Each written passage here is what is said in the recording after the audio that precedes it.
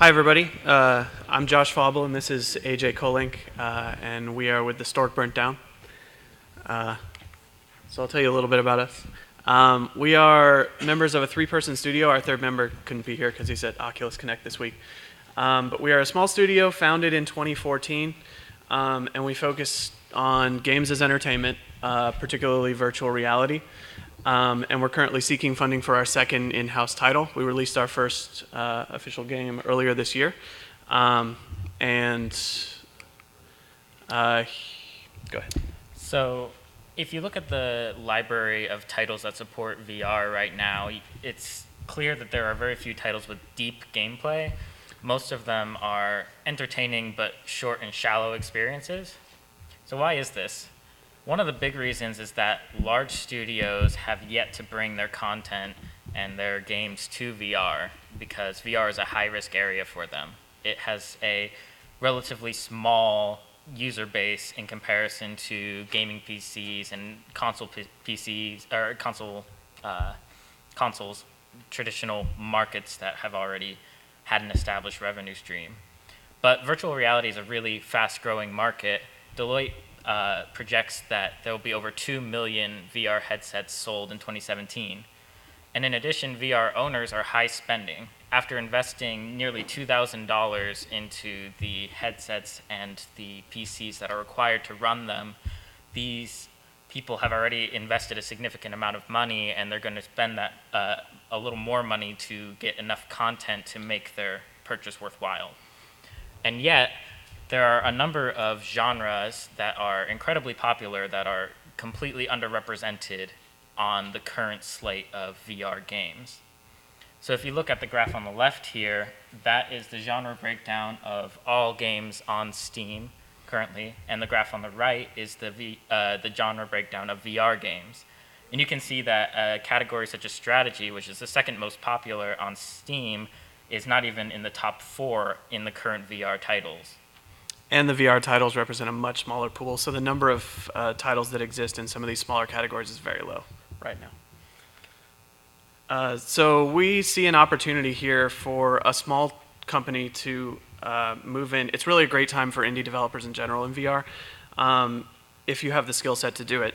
So we see a chance for a new quality IP to be produced by small teams, particularly targeting core gamers who want kind of deeper experiences and genres of games that they're used to and that they like, but that are currently very undersaturated on the VR market. And we're well equipped to do this. So we have a team that has already delivered a VR game that's coming out on all 3 of the core VR platforms. We've worked with online multiplayer, and we can produce these type of games with a very low overhead. We also, all 3 of us have strong academic backgrounds in working with cutting-edge technology, and we've learned how to make games that have a lot of depth and replay value without a huge upfront content burden, and that's really what we do well, is procedural content, user-generated content, and sort of creative games that have a lot of depth and replayability. So this is our first title. It's called Home Improvisation. It released earlier this year, and it's been doing very well. It is the furniture building simulator, is what we call it. It's a game that puts you in a 3D house where you decorate and build with furniture that you have to assemble without any instructions. There's just a picture on the box. But you can completely go off the rails and build whatever you want. It's sort of a parody of IKEA, if you haven't picked that up. Yeah. I mean, it's a parody of insert company name here. So this was our first title that we deployed, and we're looking to move on to our next one. So here you can see our company compared to a number of other companies that have released successful VR titles. And we think the Stork Burnt Down is uniquely qualified to deliver on the opportunity that we've outlined. We've already published on the HTC Vive, will be a launch title on the Oculus, and we're going to also be launching in 2017 on PSVR. So we'll have experience with all the core VR platforms. We have, as Josh was talking about, a lot of experience in these techniques to provide deep gameplay on a smaller budget and with a smaller team. And we have the academic background and research ties to help aid our development. So this is just a brief overview of our company's financial situation. So We've been profitable for 2 years, operating on a burn rate of about 12,000 a month with our 3 core members of the team. And then we contract out artists from our network that we work with on particular projects. So what we're looking for is investment to fund our second project through 2017, targeting a release around summer 2018. And during that time, we would be ramping up our core team with anywhere from 1 to 3 additional artists, depending on the scope of the game and the available funding. And so we're expecting a revenue drop-off in 2017. During that time, we've been sustaining ourselves partially off of external contract work and just contract development work. And we would like to scale back the amount of external contracts that we're doing so that we can focus on in-house projects, which is really what we need funding for, is that and expanding our art team so that we can do bigger projects on our own. So this is just an overview of the 3 core members of our team, enjoying some Swedish fish, as normal people do. So we all 3 of us met in the graduate digital media program at Georgia Tech. We all have master's degrees and specialize in different development areas. I did my thesis on procedural content generation, specifically level generation in games, and had interest in AI in games. Colton, who couldn't be here today, is big on interaction design, and he also does a lot of our market research to make sure that the games that we do are competitive and that they're not going to fall into one of those genres that are super flooded, and that they have a good chance of succeeding in the market. And AJ did his master's thesis on procedural music generation in games and is an expert in online networking in games. So we have a very strong technical skill set, and we bring in external artists to help us get the games out. So we've had the pleasure of working with a few excellent companies in the local area. We worked with the CDC to create a educational game about the spread of HIV that was a digital physical hybrid game. We've worked with Primal Screen, which is a local animation studio, on both an original title, Pickle Panic, and working in collaboration with Sesame Street on some of their games. And most recently, we've worked with CSC and AT&T to create a large-scale interactive installation at a trade show in Las Vegas, and that involved a giant cylindrical panel of LED lights that we did all the software for. Very fun project. So that's our pitch. So we're open for questions. Yes. Part of the barriers, obviously, is the cost of the equipment to actually use this. How quickly over the next 3 to 5 years do you see those costs coming down? Costs coming down on VR platforms for the users? The users, right. That's a good question. I know that the VR market is fast growing and that some of them are dramatically cheaper than others, and it's still a little early in the game to see which versions of VR are going to win out, because room scale VR is probably comparatively more expensive to set up, but in my experience, it's a much stronger experience in general. So I think it kind of depends on the direction of the market, but what we're looking at is launching on all of the core VR platforms at once, so making games that can be cross-platform and deploy to all of them so that we can try to ride that growth wherever it happens. Yes? But if you want to be cross-platform, then you can't really take advantage of room scale. It depends. So our current game is on both.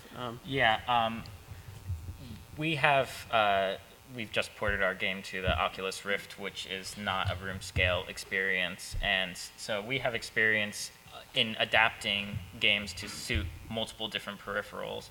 It'll mostly be the same core game, but you have to deal with different interaction paradigms based on the different... It definitely influences the development cycle because you have to account for doing multiple versions of some of the interfaces, but if we're designing from the ground up for it to work on multiple platforms, our current game is actually hybrid between VR and non-VR, and it works very well too.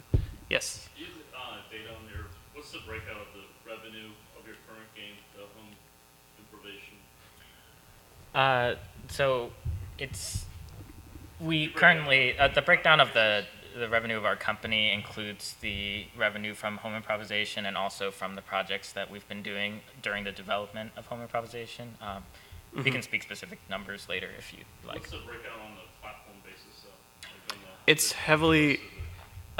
it's all Steam right now, and we're releasing on Oculus and PSVR. We're releasing with Oculus Touch supports, which hasn't been released yet, but will be a launch title for that. But I can say that the Steam release has already funded everything that it costs to develop, so...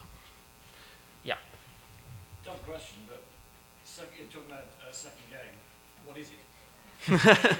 So we have an internal design that we're working on for a very simulation-centric strategy game, which we can go into more detail on.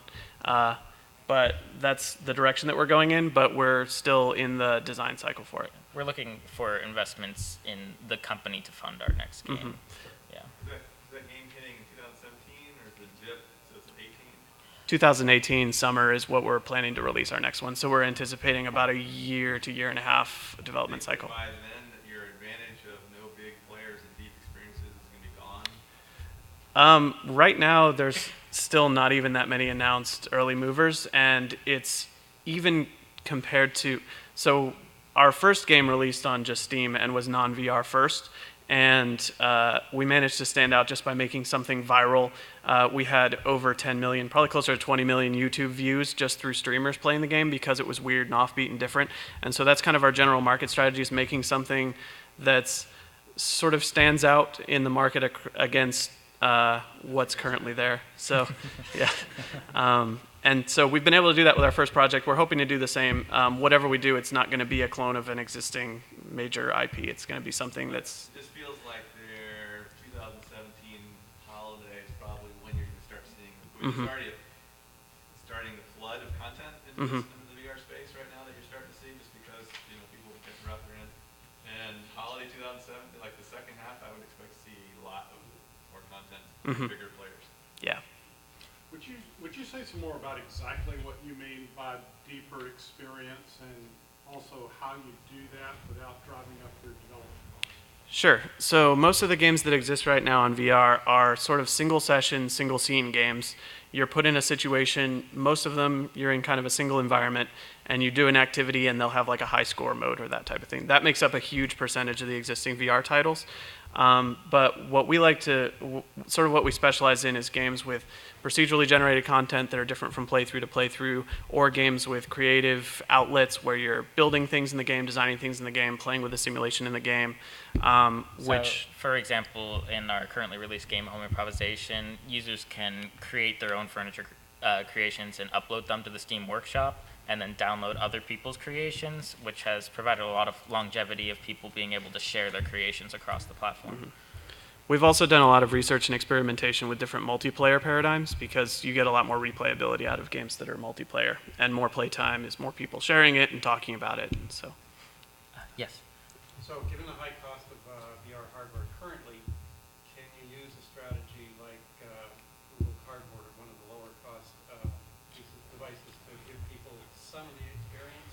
So, yeah, there are devices like the Gear VR and the Google Cardboard, which are a much lower quality experience. I think that we would be targeting the core VR platforms, but a newly announced platform, the Google Daydream, may provide enough functionality to get quality enough experience that it could be brought to more people.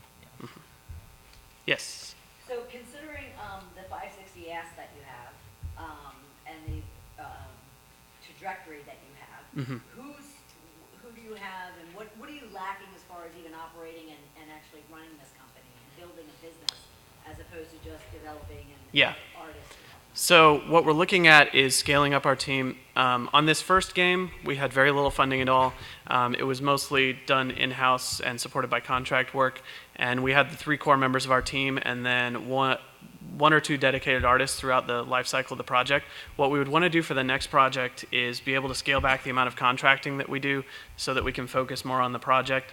And that 560 represents sort of the upper bound for what it would take to do a full 1.5-year life cycle with 2 to 3 dedicated artists through the entire thing.